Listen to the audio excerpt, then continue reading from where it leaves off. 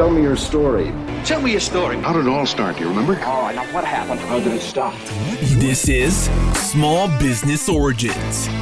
Yeah, what's up, everybody? Welcome back to another episode of Small Business Origins. I'm your host, as always, John Kelly, aka John the Marketer on Instagram and TikTok.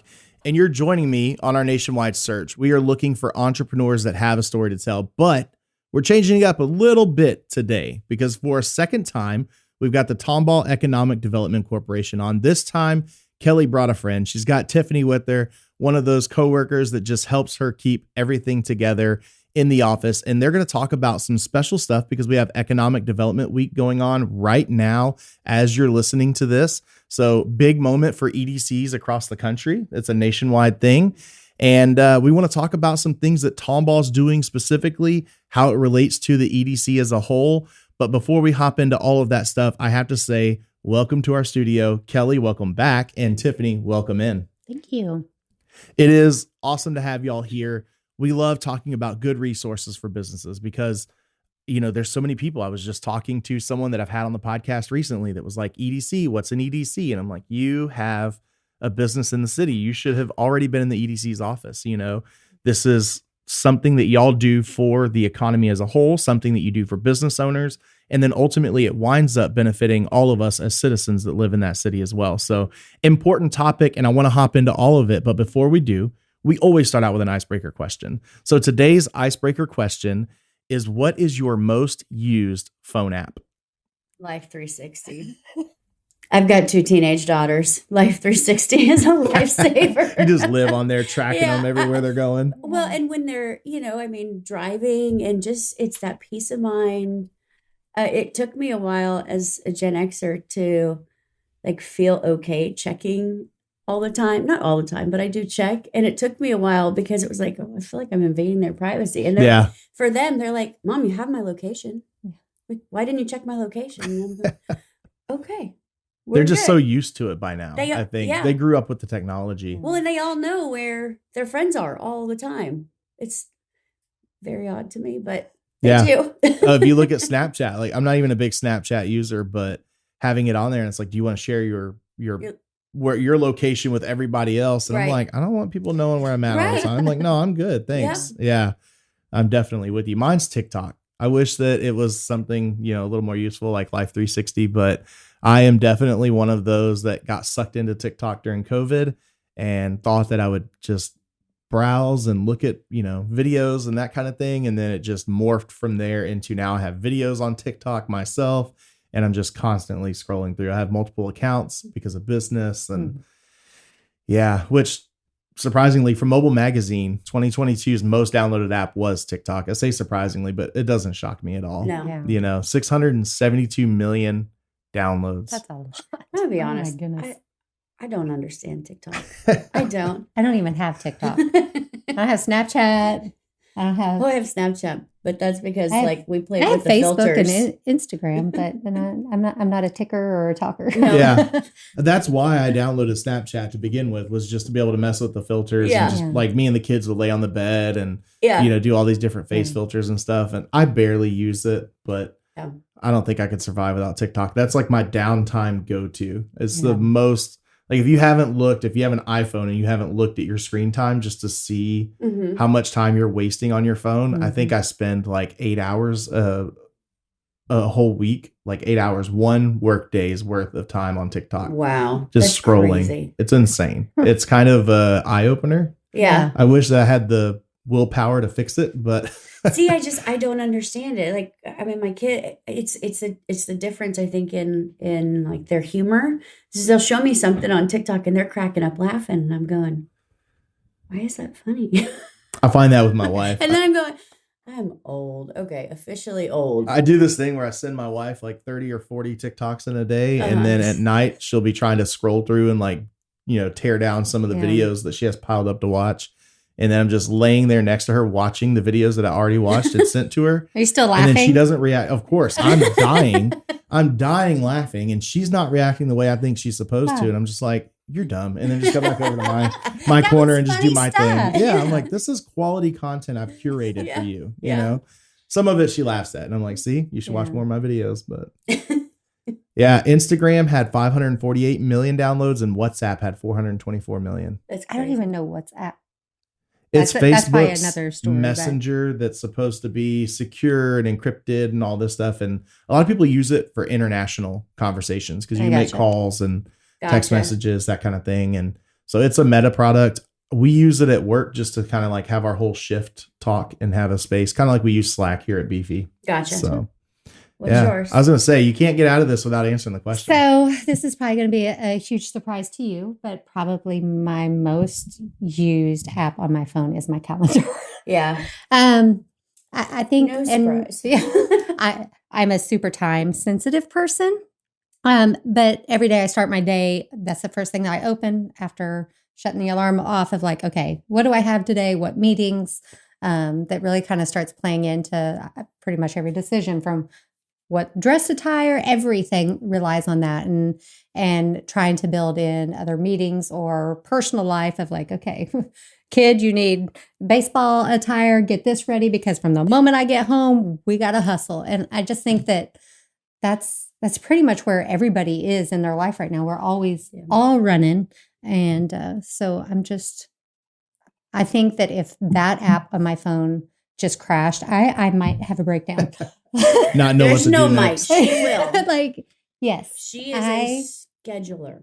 I am. And I'm doing better, I feel like, of like, I'm a recovery, time sensitive person. Hello, No. my name is Tiffani. Tiffany. My name is Tiffany. I'm I have a recovering. problem. I mean, there's pros and cons to that, right? You know, and so, but if that went away on my phone, I think that would be my.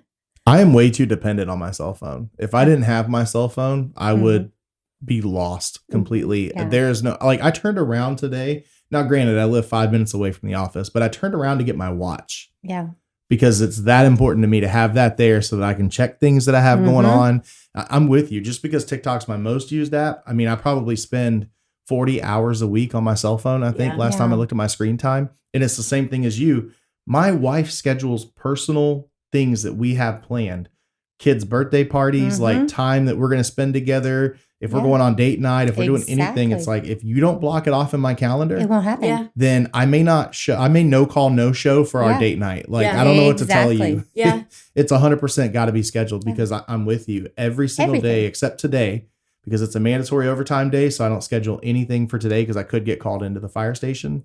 So this is the only thing I had on my plate for the day because I was like, hey, I can't have anything else. Let's put them there tentatively. We'll make it work some other day if we have to. But yeah, every day I've got at least 3 or 4 things that are just plotted out on my calendar for me to do. And I'm with you. It's like, I got to plan when I'm going to take lunch. Could be 11 o'clock, 12 o'clock, 1 o'clock. I don't know. Yeah. Might be a late lunch, early lunch, or right on time for once. You just never know. No, and it's interesting with economic development. We never know who's going to walk in our door or who's going to call. And I mean, it could be, Macy's distribution. It could be, Tejas, and it kind of the whole gamut in between. And that's kind of the exciting part about it, honestly, is yes, you live by the calendar, and we're kind of yin and yang with that.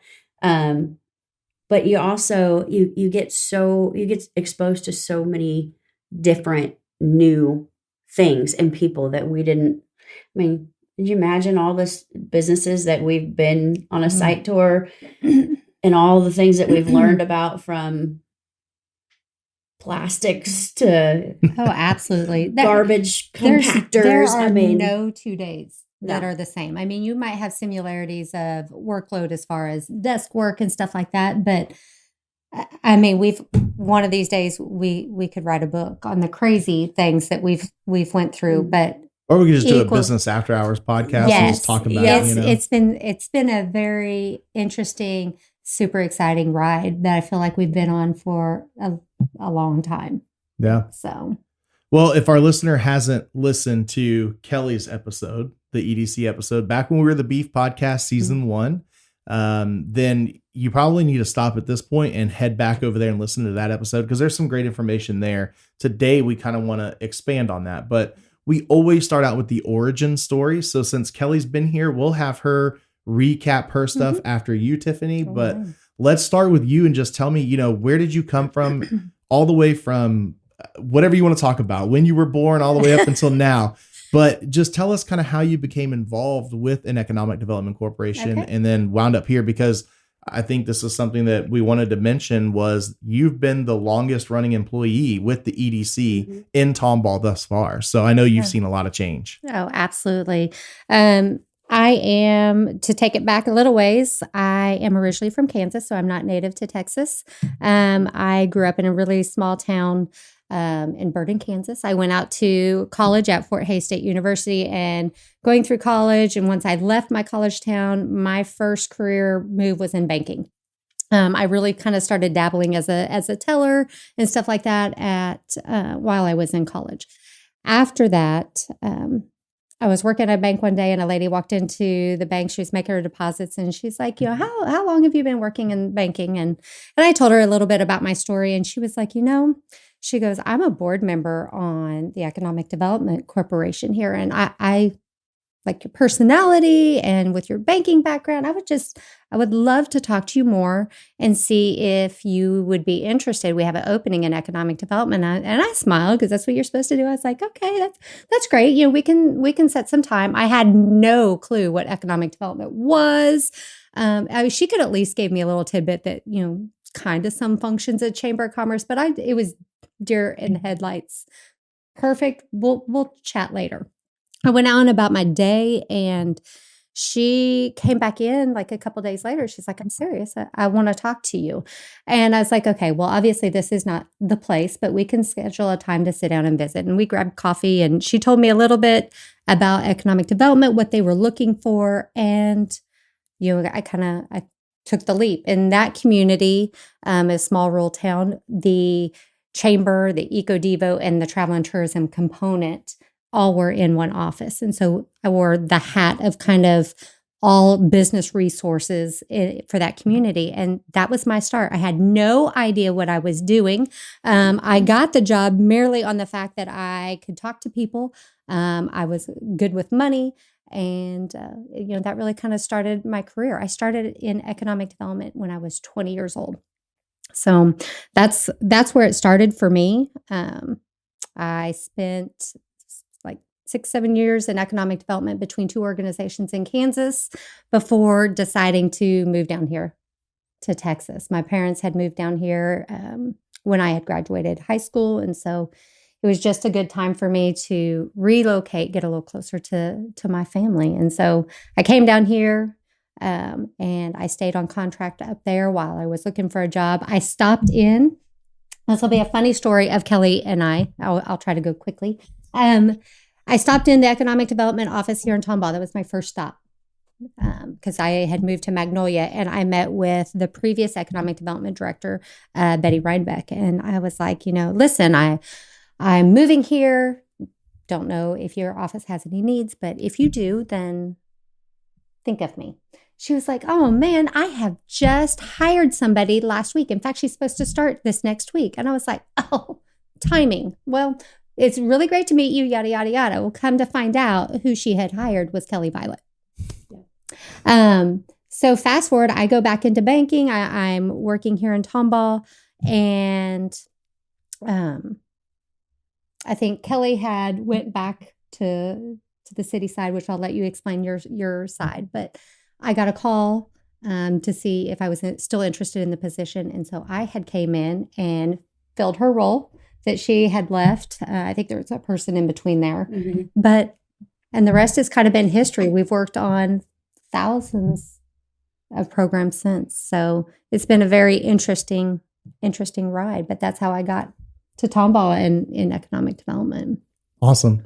Kelly, I know we've had you on the show before. We've talked about your history, but if we can get just a brief overview. I don't believe that you're a native to Texas either. Y'all kind of both came in from other areas. So. Yeah, I grew up in Southern California. We moved here in 2006, and we relocated because of my husband's job, which actually was started at Hooks Airport. So it's kind of a fun story to, Hooks Airport's what brought us to Tomball. But my background was really in urban planning. I, loved kind of the idea of long range planning, developing communities, that whole kind of gamut of community development type of work.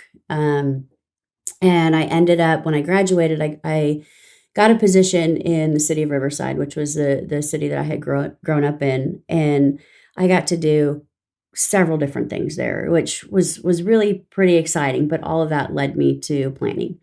So when we decided to relocate to Houston, or the Houston area, like the largest non-zoned region in the country, all of my coworkers were like, what the heck are you going to do? So I stayed home. I had a daughter that was about 6 months old at the time. So I stayed home with her for about a year. And then I felt like my brain was going to mush and I needed to talk something other than baby talk. And so I had looked at several different options, and then came across this admin assistant position at the Tomball Economic Development Corporation. So I went in and talked with Betty, and she wouldn't hire me. She's like, you're overqualified. You don't need this job. And I'm like, look, I just need to get out of the house. For my sanity. I need Exactly. the job. Like, please just hire me. And so she kept my resume on her desk while she was looking, and I'd ping her every once in a while. Hey, just letting you know I'm still interested. And she had sent it over to the city for a couple of different things. And finally she reached back out and said, all right, I really want to come in. I want you to come in and I want to talk to you. And so, we kind of hit it off. My background with planning was, I think she saw the kind of crossover between economic development and planning. And so that was, kind of a good segue into what we do. And I was there for about 7 months. And during that time, the city had adopted zoning and they were looking for a city planner. And they knew my background. And so they kept saying, hey, are you going to apply? And I'm like, no way. Whoever applies for that job is nuts. And in the end, I ended up, they twisted my arm enough. But I loved it. I mean, it was really an amazing experience. And being able to be kind of the first planner to set up the structure of integrating planning into, the building and permitting portion of the city, setting that up, working on the first comp plan, the livable centers downtown plan, the access management study, some of those things that, for me, that's what I like. It's the long range planning, the looking at what is there now versus how it could evolve over time. And so I was there for, I guess, 3 years. And then Betty announced her retirement. And so that's when I had applied and moved over, and it's been there, 12 years now? 12 years. 12 years, Tiff. It's amazing when you look back on things like that and you're like, man, usually the saying is time flies when you're having fun. Yeah. And then you look back and you're like, but this has been a lot of stress. How am I having fun? Yeah. How is it? And of course, yes, it's stressful, but in the end, when you're doing something you actually enjoy, then it flies by so fast. And you're like, wow, I've been there for this long. I mean, I look back myself with the City of Tomball. I've been here in some capacity from part-time, full-time, all the way through now. I've been here for 8 years. My wife, before she left, was here for 10 years. Yeah. And it's like, it's a long time that you kind of tie yourself to a city. And I still, to this day, I catch myself like yesterday saying I grew up here. And it's like, I didn't. I grew up in Waller, but as an adult, I became who I am now here. Yeah. So it's a long time. I'm glad that we have y'all there and y'all are so willing to come on here and talk about things. But Tiffani, I know somebody right now is listening and they did not listen to me when I said go back and listen to Kelly's episode. Okay. So they're still thinking in their head, what the heck is an EDC?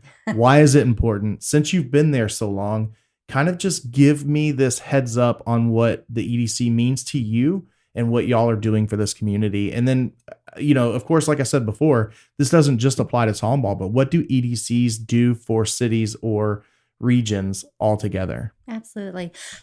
There are many things that an EDC is and isn't, I guess, but the easiest way I would kind of wrap it all together is that the EDC is a business resource, and a business resource in the fact that we can help in a variety of ways. I mean, economic development and its sole purpose is to help build wealth, help the quality of life of its citizens in whatever community you're doing economic development. And so a business resource and a connector, those are going to be my two main things. And you probably have added material there. But those two things to me is what hits home, is that we are a business resource to help them, whether they are looking at coming into our community, that we are a business resource for our existing businesses primarily. We want those businesses that are here, we want them to be strong, growing businesses. We want to help them if they're having issues, whether it's workforce, whether it's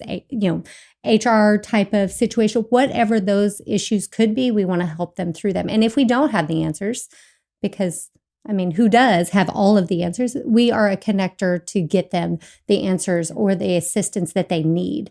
And so that's really for what economic development for me. I would say to anybody listening to this to reach out to their business resource, their EDC in their community, is because of what needs that they might be having. They can customize a package for them, whether everybody always wants to talk about incentives with economic development, but that's just one very minute piece of the puzzle. And being able to connect them to people that have either lived through whatever they have going on in their lives, in their business, or connect them with a resource that will help get them through it and mitigate the issues as fast as possible. Or on the flip side, to help celebrate with them when they're like, you know what, we've doubled our size in the past so many years. We've survived these growing pains. And so just being able to sit down and have a conversation, and they want to know from you. They don't know how they can help you if they haven't met you. And that goes both ways, but there's more businesses than there are EDCs in the world. So that's a plug to reach out to them as well. Doesn't mean that they don't know you, don't love you, don't care about you, but you guys outnumber us. And y'all are busy. There's a lot of people very busy coming in. But what I love about it, I've known about the EDC for a long time. I've known about Chambers for even longer, but I never realized until Andrew was telling me, we're business partners in one way. I work for him in another. Yeah. And he was like, I really want to move to Tomball. And I said, well, we have to go talk to the EDC. Yeah. And even he was kind of like, oh yeah, I guess, maybe. Why? And so we walk in and it's like, here's, two people that on one day can be dressed up to the nines, CEOs, but on this day, we're just like t-shirt, shorts, walking into the EDC office like, hey, we need to have a meeting, and y'all come in and it's like, oh man, this is a nice break from the usual business suits and ties and like kind of really, strict meetings and strict client interactions. But then over that, y'all became so much more than just, let me go here and talk to them and see if I can get some, we always say free money. Of course, there's no such thing as free money, but there's grants and there's tax incentives and things that y'all work on a very serious side of business. But at the same time, y'all have been kind of a realtor for us, where you're at least putting us in touch with some people that have property. Absolutely. Y'all have been developers where you're like, we're going to take this piece of property that's nothing and turn it into this flourishing technology center. Y'all have been just people who can give advice and make those connections, where it's like, hey, we don't necessarily do that, but I'm going to email this person and put you on that thread. They're going to handle all that stuff for you. And then of course, the component that was super helpful for us was the grant component where it's like, hey, we can get you some financial assistance to start a business here in town. And just as a business owner, it's so hard for us sometimes because it's like, we got to think about where we're going to go, where we're going to call home, how we're going to pay rent for that year, 2 years, whatever it is. We got to think about how we're going to get funding for employees. We have to think about how we're going to get funding to fulfill the jobs that we're doing or services we're doing. Like there's a lot on our plate. And I don't think that people truly understand how much y'all take off of the entrepreneur's plate, even more than just, yes, I can put you in touch with how to get this grant. It's like, no, I can also take some of these research items you have to do and find them for you, because it's like, no, if you want to go on this side of town, that's great, but I can put you in touch with the Hudsons who can help you get into that side of town. Like having that connection, networking is so key. So exactly. I think y'all are a lot more than just that. Thank you for saying that. I think people don't realize a lot of times we're like the hand holders, we're not just connecting, but we're right there going through the process with them. I mean, perfect example. I love to use Paradigm Brewery because they, a startup, they obviously had, experience and expertise, but they started right before COVID. So you have a startup with a restaurant, like the two most risky, Yep. right, type of ventures, and then COVID hits. And going through that process with the partners, and I mean, we were probably on the phone every day, every other day, because it was one hurdle after another. And you know, I think once you've worked alongside us, you realize that, hey, we're not just there to pass you a number or issue a grant. We're there really as a like she said, a business resource, but really like a helping hand. We're helping to guide them through the process, helping to make sure that they feel like they have somebody that they can talk to when they're having whatever issue it is that they're having. And I mean, I think for us, you hit the nail on the head. We want people to understand that is our role. It really is much more than just incentives.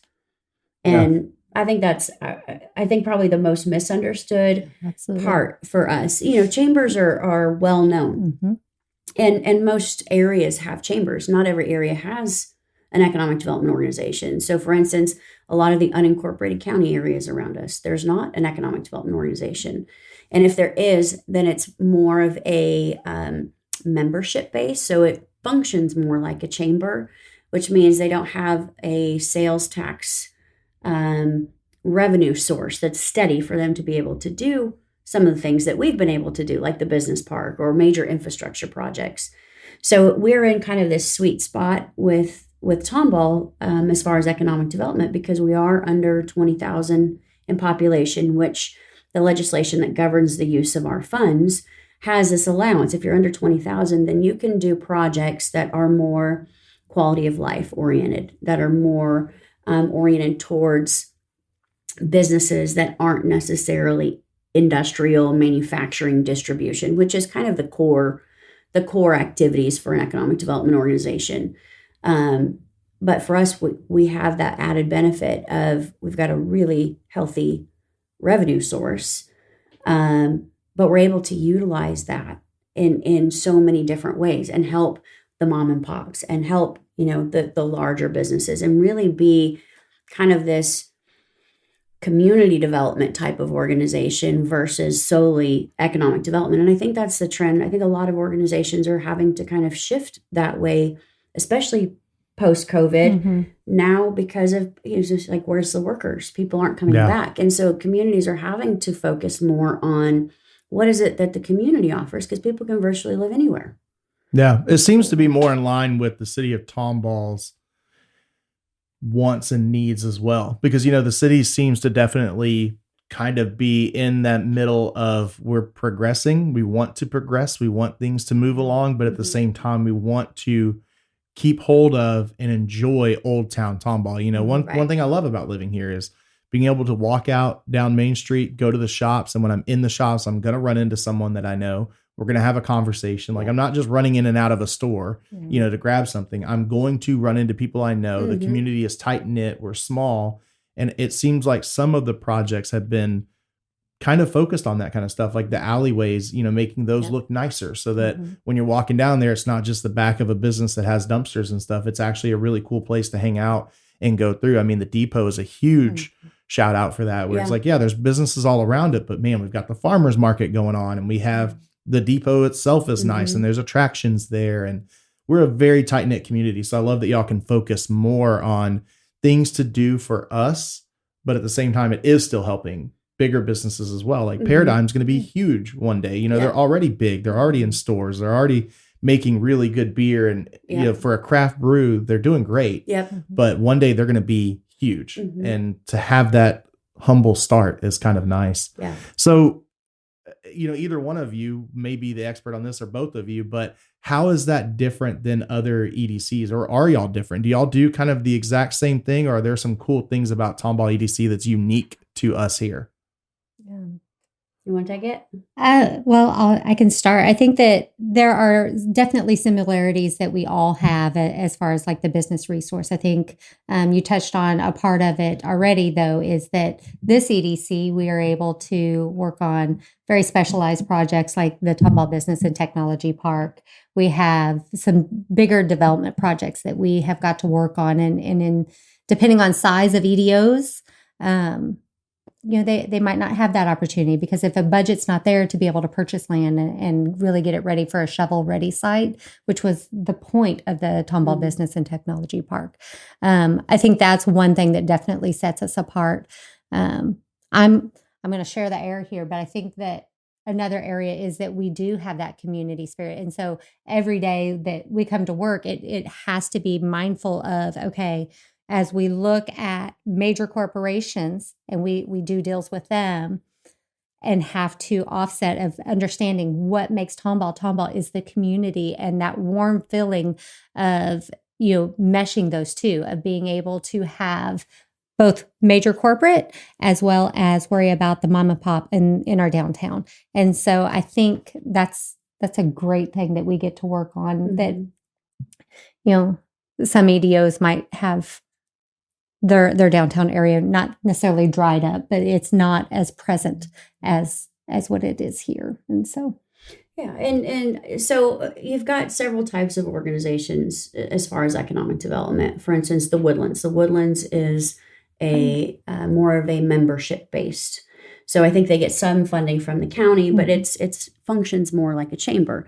So they do kind of similar activities to us with regards to business retention and business attraction, but that doesn't include incentives and that doesn't include development, because they really don't have the funds to do that. On the flip side, you've got sales tax supported entities like what we are. You've got what's considered a type A and a type B. Type A is pretty much your industrial focused organizations. So they're looking at primary jobs. So those jobs that are going to be at manufacturing, distribution, that type of industry, because that's base industry and that's what the essential focus is. So it's infrastructure, it's, job creation, retention, that type of thing. Type Bs, which is what we are, we have more flexibility in the types of projects that we can undertake. And there's a mix, and some cities have type A and B. It's all dependent upon how that sales tax is split. For us, we're type B, meaning we have more broad discretion in the types of projects we can undertake.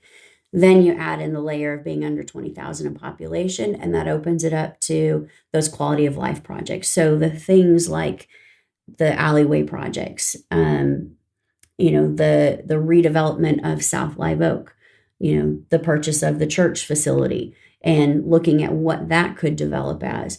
The ability to do that for us is because of us being a type B and being under 20,000. And that'll change someday, mean, hopefully not while we're here, but it'll change someday. And when that happens, then that focus has to shift, because we'll no longer be able to support that. Right now, I think we embrace that. And from our stakeholder surveys, from our strategic plans, the discussion really over the past several years has been, okay, we've got our kind of core activities, right? Retention, attraction, helping workforce and education. And then all of a sudden there's this kind of push to really look at what we can do to impact downtown. So downtown's come up as a huge part of our strategic plan and what really is going to drive our efforts over the next several years, particularly with the two major pieces of property that we own downtown. So is it pretty prevalent that if I'm a big business, these Macy's distribution centers, Tesla, these types of companies that are moving their businesses around, their first stop always is going to be government EDC, EDO, the city, the county, right? They're always going to y'all. They're utilizing y'all more than other businesses, I would assume. Typically. And they usually, on the front end, they usually have a site selector that's representing them. So a lot of times when we're working a project, we don't even know who it is until, we get towards pretty much the end. And it's like, okay, we have to disclose this in order for you to get this incentive. Right. Which is always a challenge because, like Tiff said, we're trying to kind of balance, the attraction of new businesses and also making sure that that doesn't have a negative impact on existing businesses, or our community in some way, whether that be an environmental impact or, you name it. So it's always kind of this balance when we're working some of these larger projects that are through a site selector, because a lot of times we have no clue until we get to the end. So it's a fun kind of guessing game in a way. I don't think I've ever been right. I don't know if either of us have. No, I think it's pretty much internet's talking at that moment of like, who is looking in this size range? And so it just starts a whole. Yeah, like Costco was one recently that Yeah. Everything I saw in the council meetings was coming from this other holdings or, you know, whatever they're named. Yeah. And then I was like, wait, who is that? And I started doing my internet research and I was like, Costco, are you kidding me? Yeah. Right down the street from my house. I'm never going to see my wife again. This is great. She is going to be great. stuck at Costco all the time now. I'm the same way though. I love shopping there. So the reason I asked that is it's just that I kind of, as a small business, I'm like, if a big business is doing this one thing consistently, no matter who the business is, Mhm. seems to me like small businesses should emulate that. And I think it just kind of drives that point home that if these big companies are going to come in to get the connections and the incentives and they see value in what y'all are doing across the country, Mhm. then as a small business, why aren't you utilizing the same resources that big company is? Yeah. You know, because I'm definitely one that it's like, hey, if you see something that works and they're this big, then emulate it so that you can get that big as Absolutely. well. You know, And I think there's a couple of reasons why people don't. You know, I think one is they're just busy. You know, entrepreneurs, small businesses. We were talking about this earlier. You know, you send them an email, you do all that work, and then you don't get any follow up, or it's months go by, and they just get buried. The other side to it is, I think a lot of it just they don't know what economic development is. They don't know what economic development organization is, and for the longest time, you know, I think we kind of got lumped in with either the chamber because we're co-located with the chamber or the city. And now I feel like we're finally at a point where people recognize us as our own organization and we have this identity. I think that's taken projects like the Business and Technology Park. I think it's taken, you know, some of these major endeavors that we've kind of gone out on a limb with and you know, put ourselves out there as an organization. But I think finally, you know, kind of created an identity. So, you know, that's helping. And I think upping our marketing efforts has been a Absolutely. huge help, because a lot of times, you know, you don't realize in your local community who does and who doesn't know you exist, Mhm. you know? And so I think those two things, you know, not knowing that we're there and just being too busy is a reason why most of them don't. yeah, I don't know what drove me to just automatically think about it. Probably the fact that I was so tied in with the city already that I Yeah. knew y'all existed and you were going to council meetings and, you know, having your own strategic planning meetings and those Mhm. kinds of things. And so that definitely helped me to know that you're there. But you're right. Once you can kind of get that word out and doing things like this podcast, you know, it's been Right. a very popular show is having the EDC on. And I'm glad to see that because I think it's kind of changing the light that is around y'all. So talking about the strategic plans, because I'm guessing as an outsider here that obviously every single project that y'all have put together comes out of your strategic plan. Mhm. It's something that, you know, not just you because you love planning, but it's something you have to do because those things are big Yeah. projects that have several phases. I mean, I know we've talked about some projects that were just years and years and Yeah, years in the making that absolutely. had delays, setbacks, you know, whatever the case may be. So let's just start with kind of talking about what a strategic plan is and how y'all get to what's going to be on that plate for that plan. Well, for us, simply, it's our roadmap. You know, it's our guidebook. It's going to direct our activities. we've done a 3-year strategic plan. We did that after the city updated their comprehensive plan, because the way we approach it is the city is kind of setting that overall direction, right? The community, through a comp plan and a visioning process, says this is what we want our community to look like. This is how we want to develop. So for us, that's the main driver. Then we take that economic component out and we say, okay, out of those items, out of those things that the community has said that they want or that they're focused on, how can we help? How do we execute those things? And that's where we bring kind of that into our strategic plan. So for instance, things like downtown,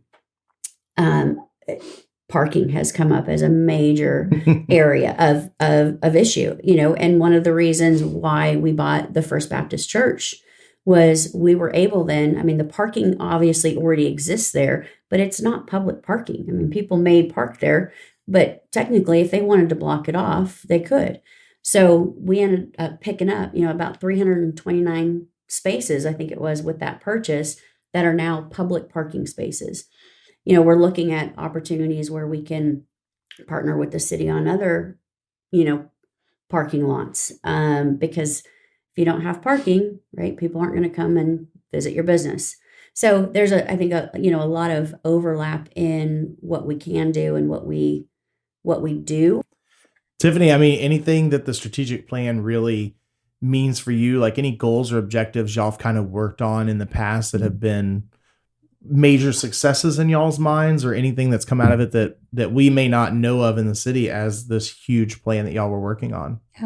I think Kelly really said it best. It's the roadmap that we use, and realistically, I think all of them have led to really good successes. Mm-hmm. And that's not meant as a pat on our back. That's a pat on the back to our board and the stakeholders that have taken part of that. I think for me personally, the work that we do with our educational partners is something that, wasn't maybe as strong 5 years ago. Mm-hmm. And now it's one of our primary goals. We recognize workforce as a huge component in our office, because we hear from our businesses and saying, either help us find, skilled workforce. We're not able to find available workers at all, or I need my workers to be upskilled in an area. And so we listen to the stakeholders through surveys and different events. And when that came to the board and through the strategic work plan process, it became a goal. And to make a EDC goal means that every day that we are going to be focusing on, okay, are we following that roadmap? Mm-hmm. Have we made any detours? And really, if we have, let's get back on track. And so, hate to reiterate the fact that a strategic plan is a plan, but there's a reason why the board, the stakeholders, the staff put that plan in place. Let's bring ourselves back and make sure. And for the EDC, it's not a plan that sits on the shelf. No. I can 1000%, quarterly, we are giving that update to our board. That's obviously public, information. And so you can see where we're at on that roadmap. But as a staff, we have staff meetings as where are you at on this item? So it is truly the device that directs our day-to-day. Mm-hmm. So how does it change and adapt? So let's say you have that meeting and it's like, hey, you know what? We're actually not making this progress like we should, or we need to change something.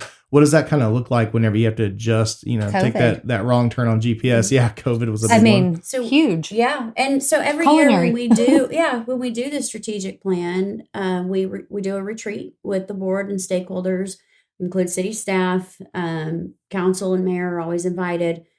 But we do a start, stop, continue. So we go through our goals, we go through all of the action items, and we have the discussion. Okay, is this working? Is this something we want to continue down the path? Do we need to put the brakes on and say, okay, we got to retool here, or are we going to continue down this path? And so that's kind of how we evaluate every year those goals. And if you look at our strategic plan, it's only a couple pages. There are 4 very specific goals, and it's retention, attraction, downtown and education workforce. I mean, it's very specific.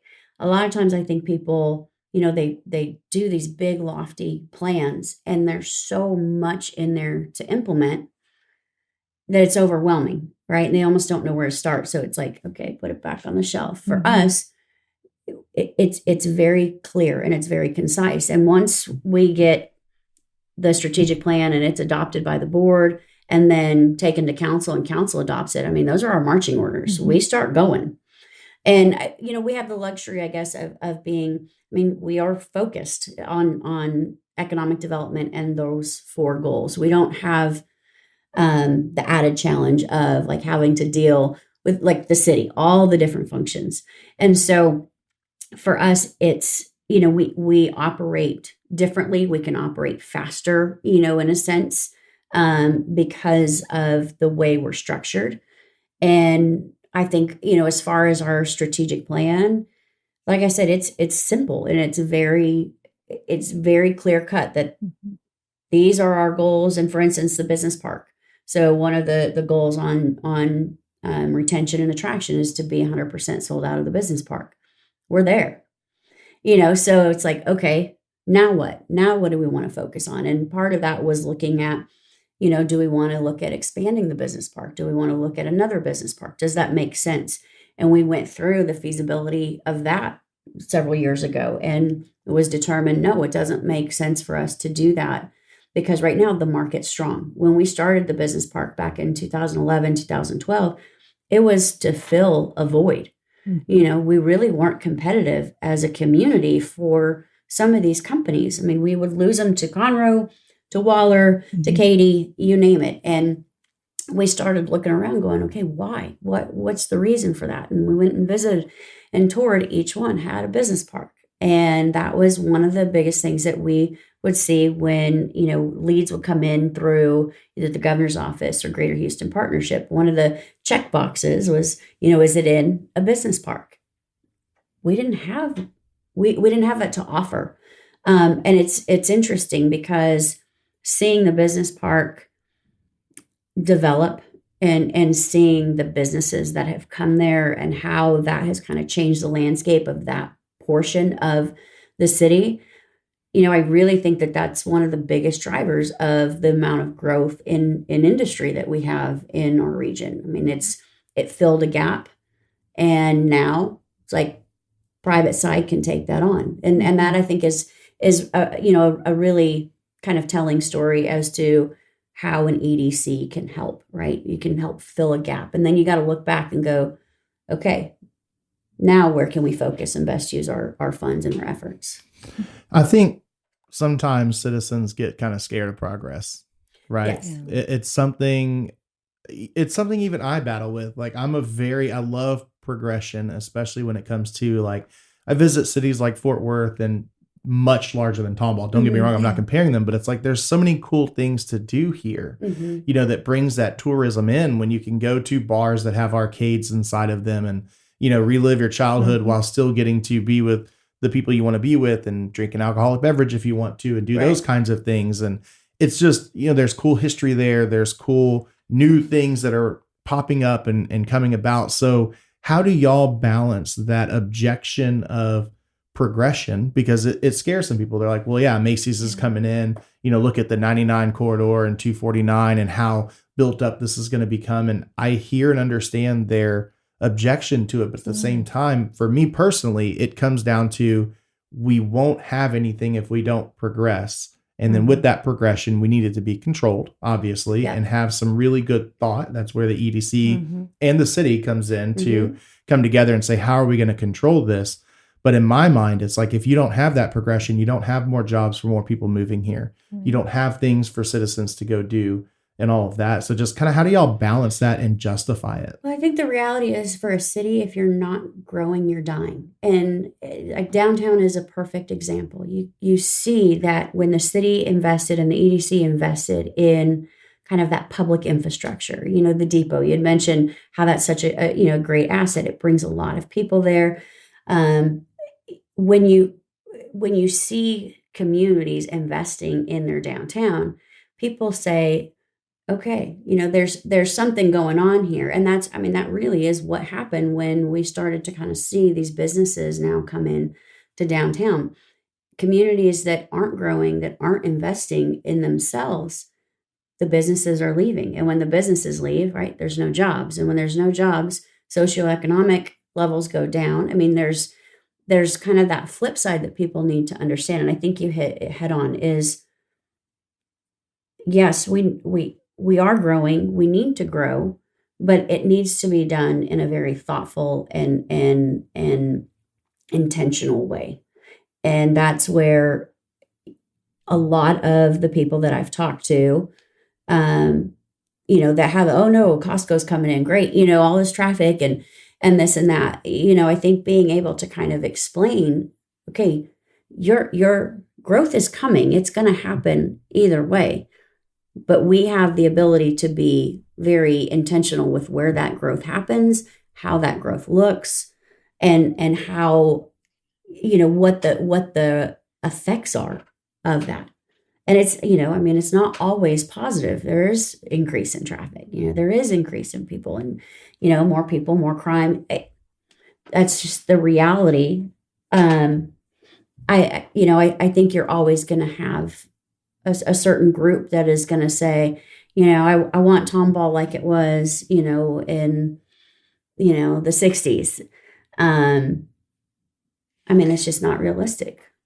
Well, and I think coming into this community from outside and working in a community where, like, the last community I was in is 5,000 people, so much more rural.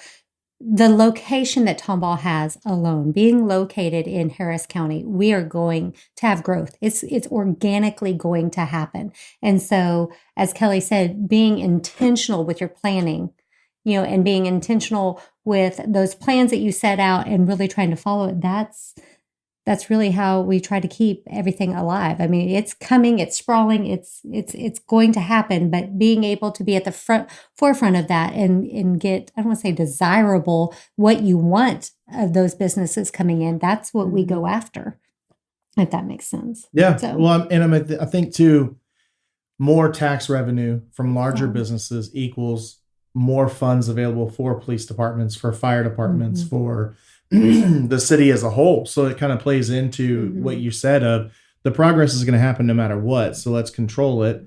And then those things that we're concerned about, more crime or increased fire loads across the whole place, that kind of stuff. It's like, well, those can be mitigated with the tax revenue we generate from it. So let's make a plan and put all that together and kind of go into it in a harmonious way where we know what's happening and we can control what's happening and make it the way we want it to be.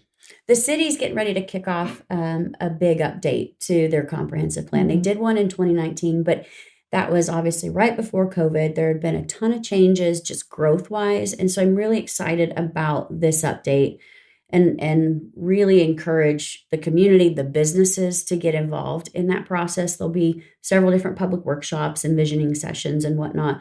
But that's the opportunity to say, this is the type of development I want here, or this is what I absolutely do not want here. That's the opportunity for the community to really voice, their concerns. And for those that don't want growth, that's a perfect opportunity for them to come out and see, what the city has to deal with regard to, requests for permits, with requests to rezonings, all of those things that, is in their lap, and they're looking to the community to kind of guide that visioning process. Like, you tell us what you want to see here, and then we implement or enforce it. Yeah. So as far as Economic Development Week, we mentioned in the beginning that that's happening right now. So, what does that mean for economic development offices or organizations, corporations, whatever they call themselves? And then what does that mean for Tomball EDC? What kind of conferences do y'all have?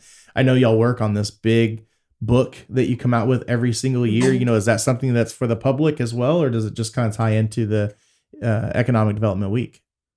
I'll let you handle that one. Oh, okay. So we call it first EDO. And so it's an economic development organization.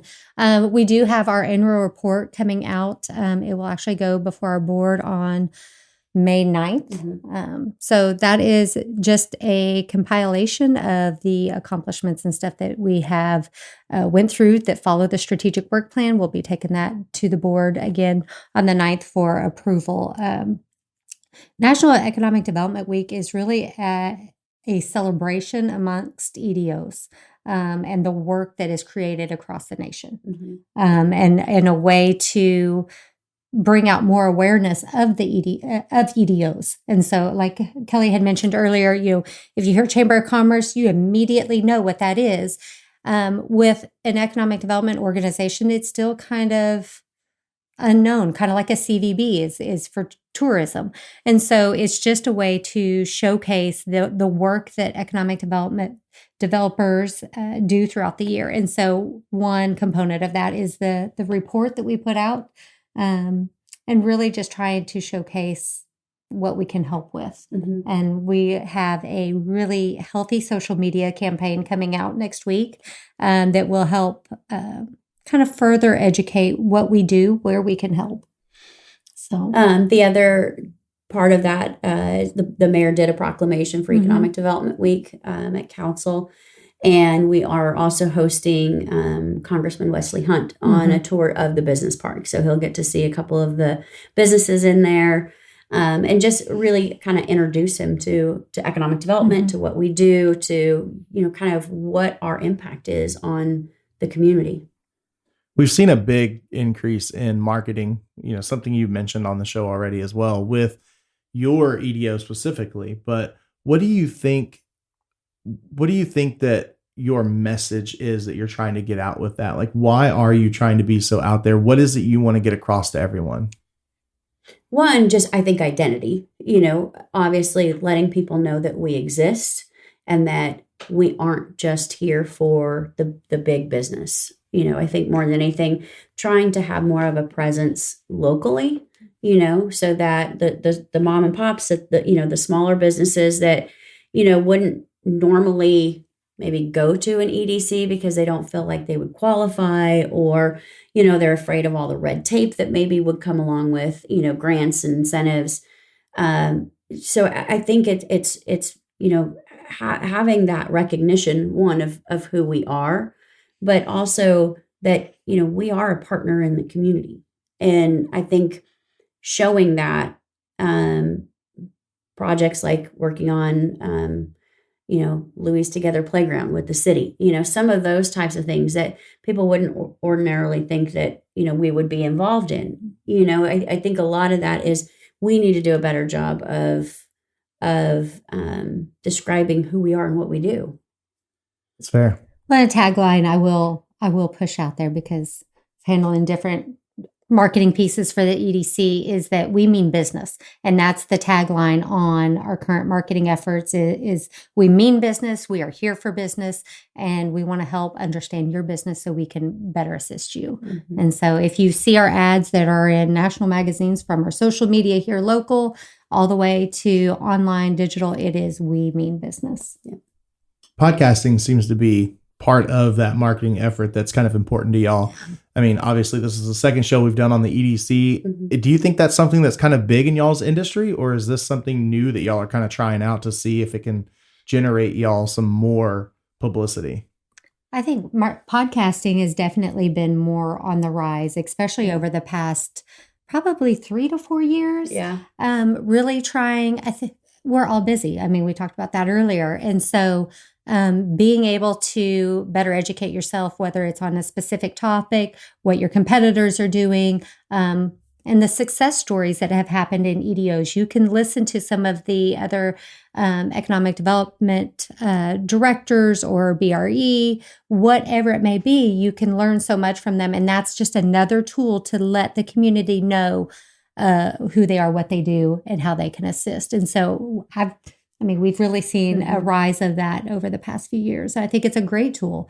For me personally, I spend 2 hours a day in a car, 2 hours, an hour here and an hour home. And so I cannot tell you what the hottest song on the radio station is right now, but I can tell you the books and the podcasts that I listen to every single day. And that's how I keep myself updated. I don't watch TV much and stuff like that. So podcasts for me are huge.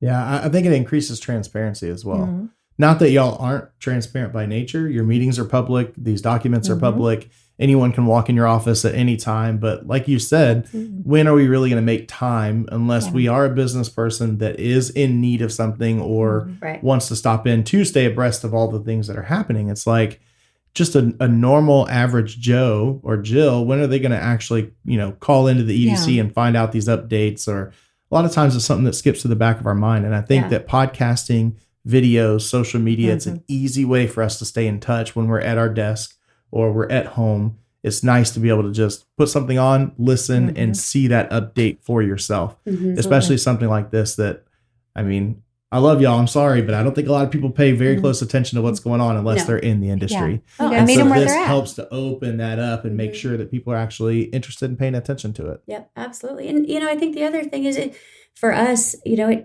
are some projects like the business park, like South Live Oak. They are long-term projects. The business park we've been working on since 2011. And, sometimes there are projects that we're working on and we're on, under a non-disclosure agreement. So we can't even say who it is, what it's about for, sometimes a year or why more. it's consumed so much of our time. Yeah. So it's, there's always that challenge when it comes to like transparency, because there are certain things that we just, because of the nature of what we do, we can't say. And it drives Bruce crazy in the office, because Bruce, he loves to know everything and know what's going on. And so when there's something like that, it drives him nuts. And it's just, we're like, coming soon. Sorry, can't. We're still going to get them on the podcast as well, because I think Bruce is a wealth of knowledge. He's someone that I thoroughly enjoy knowing in this city and the chamber as well. Yeah. All of them. I don't want to sit here and just say Amy and just Alex or just Brandy, or they've got a new person there now too. So, Jason. Jason. I was like, I'm going to forget his name and make him feel bad, but they're all so great, and then everybody who is surrounding y'all, the Raymonds in this city, and all the people that make a huge difference every single day in this city are all good people to be around, good people to know. So hopefully we'll get them on the show as well, because the cool thing about this is y'all are not necessarily just a business owner who's here to tell your story, but you are so involved for other businesses that I think it's an important thing to listen to. And then with that origin story, you still came from somewhere, you still have an interesting story to share. So I hope our listeners like our little deviation, and I can't thank y'all enough for coming back on the show. Tiffani, for joining us for the first time and being here and sharing this information. Yeah. Thank you for having us. No, it is always our pleasure. And listeners, thank you for tuning in to another episode of Small Business Origins. That's it for us, man. It's been some great insights for businesses, but citizens as well. There's so much information here packed for your economic development organization. You need to reach out to whoever it is that serves your local area. If you don't have one, find one nearby and take part in it, because it really does shape up the community you live in and the community for businesses there, as well as the economy. It's not all about money. Just like you said, sometimes it's about the place that we live as well. So that's it for us. Make sure you go to www.smallbusinessorigin.com. Check out the show notes right below to find out all of the links that you have for the Tomball EDC specifically. We'd love for you to visit them. Give them a shout out on their social media so that you can let them know how great of a job that they're doing. But that's it, ladies. Thank you for coming in and being a part of the show. Listeners, we'll see you on the next one. And as always, stay beefy, my friends.